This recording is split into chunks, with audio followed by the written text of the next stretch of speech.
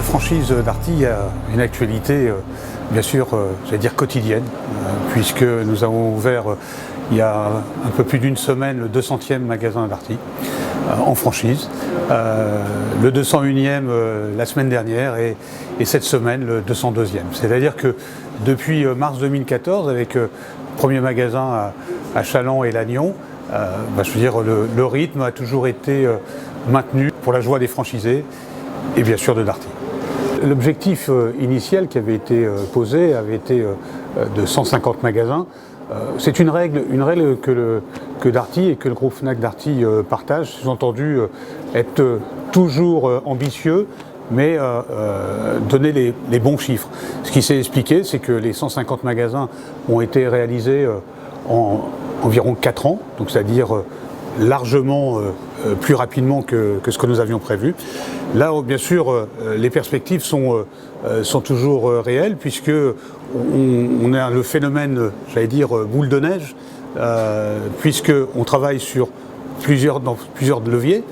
Premier levier, bien sûr, des choses qui sont, j'allais dire, logiques, c'est bien sûr l'agrandissement des magasins existants, parce qu'on sait très bien qu'un magasin, pour exposer les nouvelles catégories, a besoin d'espace. Donc obligatoirement, ça c'est le premier levier, c'est on agrandit les magasins. Deuxième levier, c'est on déplace les magasins. Déplacer, ça veut dire que se retrouver parfois, le commerce peut évoluer en termes de zone commerciale, et dans une ville, il est parfois nécessaire d'avoir un emplacement mieux situé.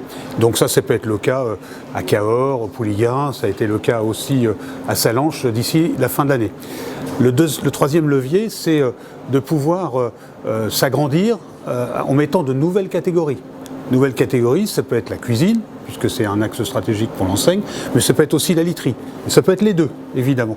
Et puis le quatrième point, évidemment, on a bien sûr comme axe stratégique de développer des magasins, dans notre jargon, solo cuisine, qui font que de la cuisine ou adossés à un espace literie. Et ça, évidemment, l'ambition est très forte, puisqu'elle est de plus de 100 magasins dans les 2 prochaines années, donc que ce soit intégré ou franchisé. Il ne faut pas oublier qu'il y a encore de grandes villes en France où il n'y a pas de Darty.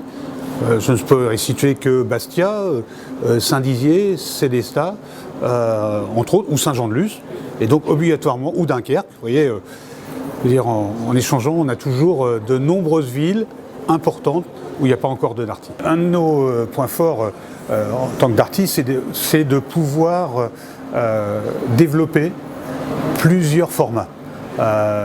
Pourquoi ? Parce que le format doit s'adapter au consommateur et pas l'inverse.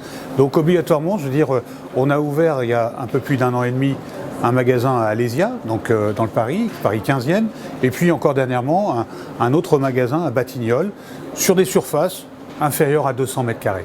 L'objectif, il est évident, de toujours créer de la proximité, d'avoir du service, d'avoir du conseil, et ce type d'approche est vraiment très intéressante pour nous, puisque ça doit pouvoir nous permettre, dans certaines villes, de créer des magasins qui vont pouvoir apporter ce service aux consommateurs.